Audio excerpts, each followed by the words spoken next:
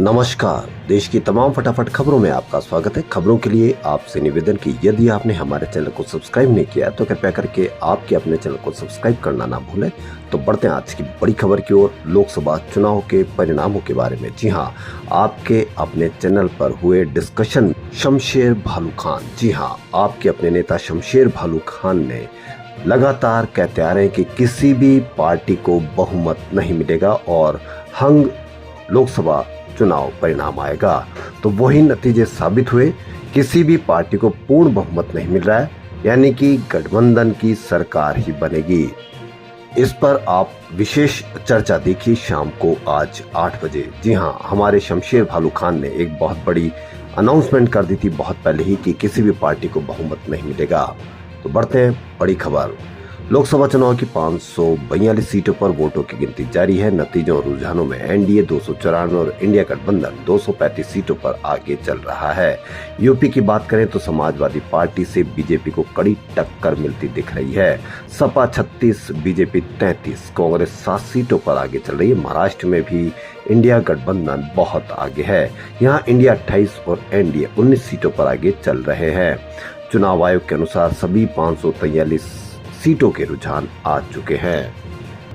लोकसभा चुनाव के अभी तक के आए रुझानों में बीजेपी के नेतृत्व वाले एनडीए और इंडिया गठबंधन के बीच एग्जिट पोल के उलट मामला उतना एक तरफा नहीं दिख रहा है जितना मीडिया में दिखाया जा रहा था। बीजेपी के भगवा किले यूपी में तो मामला बिल्कुल ही उलट दिखाई दे दिया है। शुरुआती रुझानों में अखिलेश और राहुल की साइकिल और हाथ ने मिलकर बीजेपी को बहुत पीछे छोड़ दिया है। इंडिया गठबंधन 40 से ऊपर सीटें और बीजेपी 40 से नीचे सीटों पर आगे है। साल 2019 में बीजेपी ने यूपी में शानदार प्रदर्शन किया था। बीजेपी ने राज्य की 80 सीटों में से 62 सीटों पर जीत दर्ज की थी। वहीं कांग्रेस ने एकमात्र रायबरेली सीट पर जीत हासिल कर सकी थी, जहां से सोनिया गांधी चुनाव जीती थी। इस बार राहुल गांधी ने अपने एकमात्र ऐसा बदला लिया कि अपनी मां के पीए से अमेठी से स्मृति ईरानी को 1 लाख से अधिक वोटों से हरवा दिया।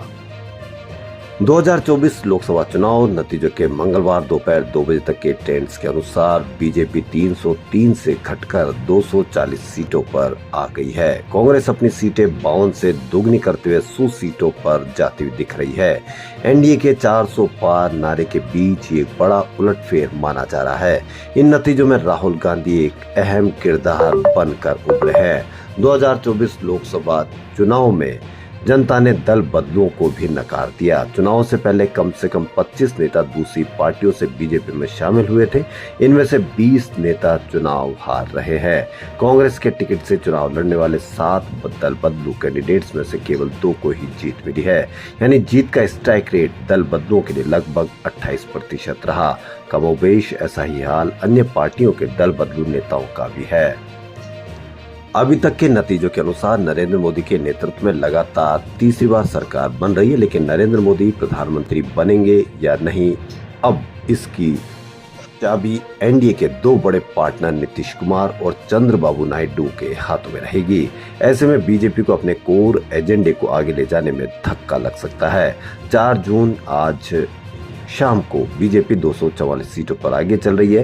टीडीपी 16 और जदयू 14 सीटों पर आगे है। बहुमत के लिए 272 सीटों की जरूरत होगी। इस बेस पर इन पार्टियों को पावर का डिस्ट्रीब्यूशन करें तो 89% पावर बीजेपी के पास और 5% जदयू और टीडीपी के पास है, जो कि सबसे बड़ा भारी पलड़ा है, क्योंकि देखने में 5.5% का पावर मीटर भले छोटा लगे लेकिन सरकार गिराने के लिए काफी है। हमने बहुमत के आंकड़े यानी 272 को 100% मानते हुए ये पावर मीटर निकाला है। तो इस बार राहुल गांधी, अखिलेश यादव, उद्धव ठाकरे, तेजस्वी यादव, इन सब ने मिलकर भाजपा के रथ को रोक दिया है। खबरों फिलहाल इतना ही। यदि आपको हमारा चैनल पसंद आए तो लाइक, सब्सक्राइब और शेयर अवश्य करें। धन्यवाद।